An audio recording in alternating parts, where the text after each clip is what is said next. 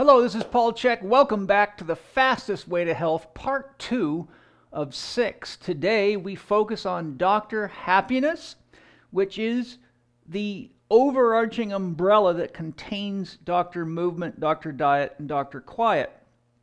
So, as I shared in part 1, this short series of blogs is really an opportunity for you to get the kind of coaching that I give my private clients, which is not a cheap date. So take advantage of this, because if you wait until your life's falling apart, it's harder to do things that are creative, explorative, and important because you're pushed into a survival reaction mode.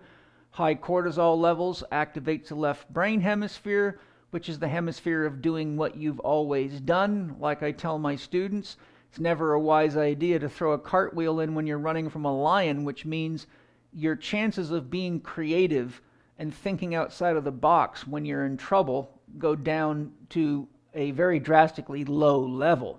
So let's do this while the doing is easy. So under Dr. Happiness, we have a few issues that I want to share with you that are very, very important and are at the root of almost all people's unhappiness, chronic fatigue, illness, and disease. So the first thing you want to think about under the heading of Dr. Happy, remember, these doctors are not external doctors. We see external doctors typically when we're not paying attention to the 4 doctors that are part of our consciousness within ourselves, or shall we say the domain of our soul, which is the consciousness within each of us. So what is happy making for me?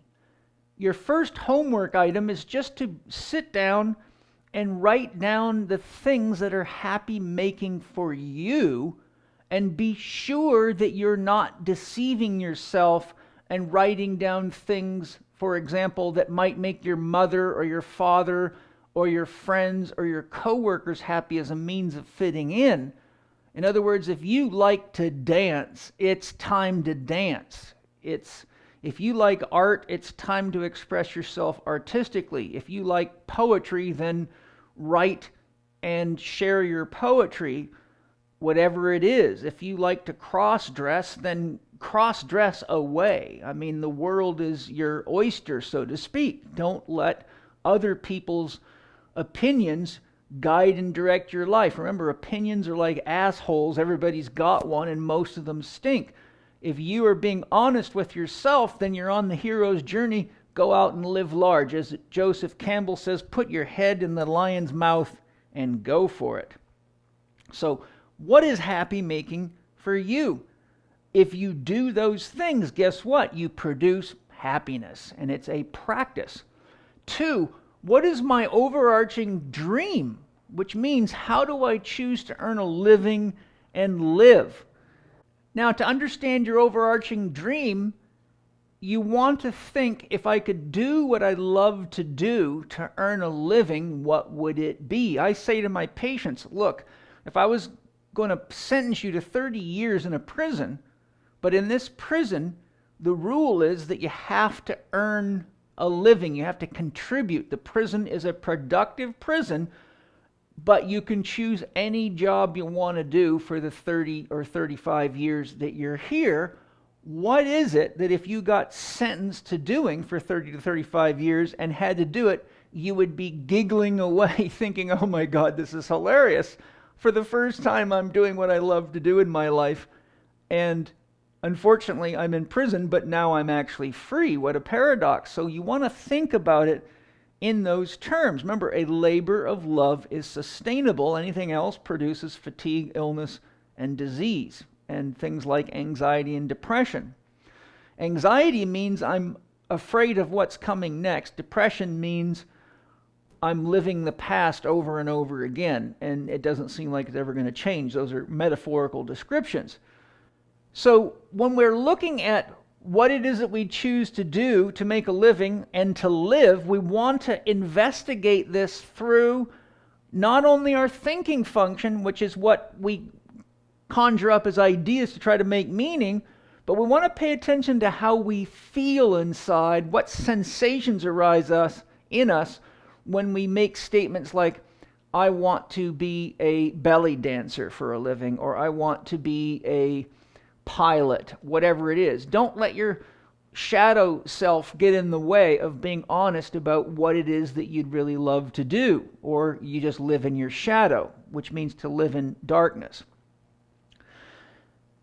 Then we want to look at our values and our feelings. What is important to you as values? In other words, what is it that is meaning making for you, or potentially moral, which means life affirmative, to do? For example, if you work for a drug company that largely distributes poison to people, and you're even semi-conscious of the reality of that, but you're afraid that you won't be able to make a living, let's say gardening or quilt making, then you really need to get into your values and say, well, what is it that I am adding to the world in the way I'm living now, and what do I want to add to the world? And the fact that you might be afraid you cannot make a living or sustain your style of living is usually a gift from your soul to bring you deeper into yourself, to become honest with yourself, and to access spirit to guide you so you don't feel so alone. If we look at the work of Joe Dispenza, Bruce Lipton, and many, many others, it's very, very clear and scientifically validated now we create our realities with our dominant thoughts. So instead of thinking about what you can't do, try trusting that the universe will guide you, and that when you open your heart and share your love, love is a very attractive force. You will draw the people, places, and things to you that will facilitate the opening of your new pathway to living your dream.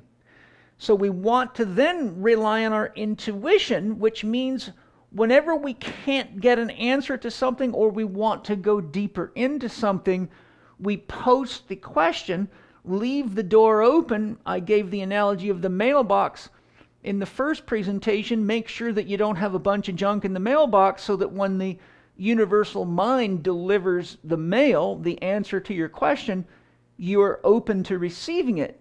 I tell people the mind is like a garbage disposal. It chops everything up into bite-sized pieces. If the cat is black, you've agreed that it's not any other color.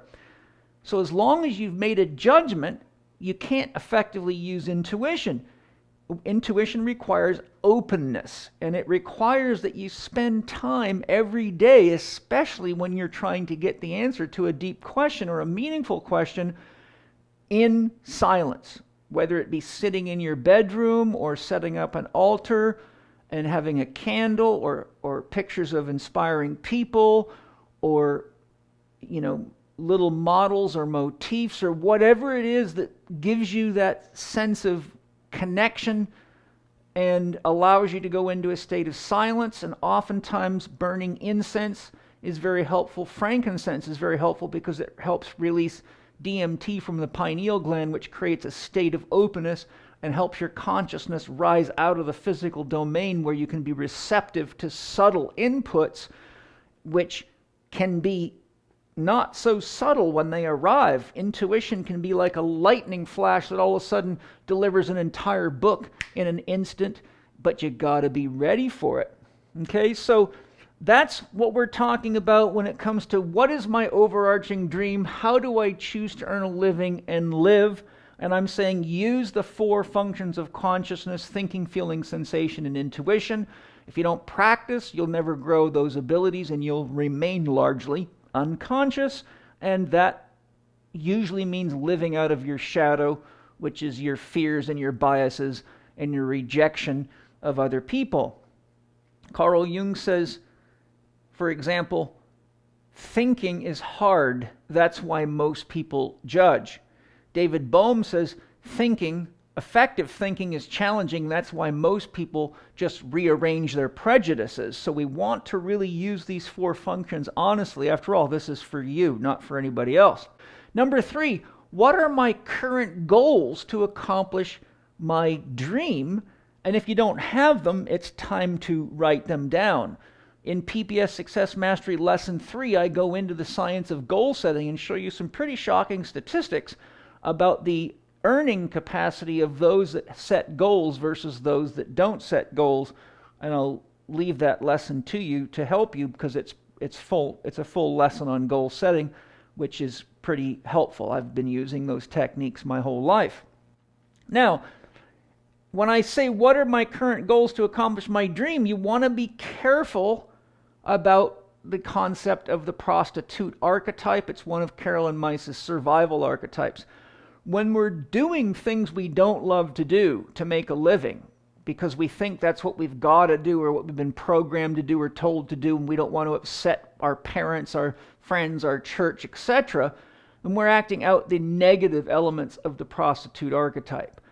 But once we have a clear idea of what our dream is and what is ultimately the way we want to express ourselves in life and live fully and create and identify and create our labor of love, then you might have to go into a transition state. So say you're working as an architect, but you really want to be a musician, and even though you know being an architect might not be making you happy, as long as you're setting goals to stair-step your way toward your career as a musician, and you're using the income from your work as an architect to do things like take music lessons or buy the instruments or the mixing instruments to do your own recording and things like that, then you are now using the functional prostitute archetype so that you're making that transition in a healthy, intelligent way, and that generally helps us feel a lot better because now we're already living our dream. We're actually creating the dream every day that we focus on using our current position to generate the income necessary to make the progressive steps toward the transition into fully living our stated dream. Then we have having clearly defined core values to guide your choices. Your core values, how to do core values, is well outlined step by step in my multimedia ebook, The Last 4 Doctors You'll Ever Need, How to Get Healthy Now. You can get that from chekinstitute.com. It'll guide you right through the process and much more. So remember, without core values are your values around what is happy making. That should be Dr. M up there. Little mistake. What is my values about movement? What are my values about diet? What are my values about quiet or resting? Those are the core values we all have to have, or we end up largely being tired, broken people that usually blame everybody else for our problems and complain all the time. And the only people that hang around with people like that are people that live at that level. Remember, misery loves company. So we want to have clearly stated core values, because remember this simple rule: your yes has no value until you learn to say no. That's just a reality of adult life. So as we go through, or if you get the book, you can get a jump start, we will look into each of the other 3 doctors. I'll outline these things so you can progressively get more clear on your core values. And getting clear on your core values also requires sensation, feeling what is for you, thinking, finding meaning, feeling, looking at your values, which is what we're talking about, and intuition, being open to possibilities beyond the information in front of you. So thanks for joining me today. I'm Paul Chek. I look forward to sharing more with you in part 3, where we look into Dr. Movement, and I will give you the same basic guidance which you can use as homework and move towards feeling better about yourself and about your life and knowing that you're fully participating. For those of you that want more help with your health, you've got my book, How to Eat, Move, and Be Healthy, which has a series of questionnaires that help guide you specifically to meeting your needs. And if you want more detailed instruction, you can do our online Holistic Lifestyle Coach Level 1 training. You can also choose the online option with a mentor. One of our highly trained instructors will then guide you through the program, answer your questions, and that program integrates the concepts of the 4 doctors and How to Eat, Move, and Be Healthy together, and it is a more comprehensive program than what I can share here in a few minutes on a video blog. So thank you for joining me today. I look forward to sharing more with you in part 3 on Doctor Movement. I'm Paul Chek.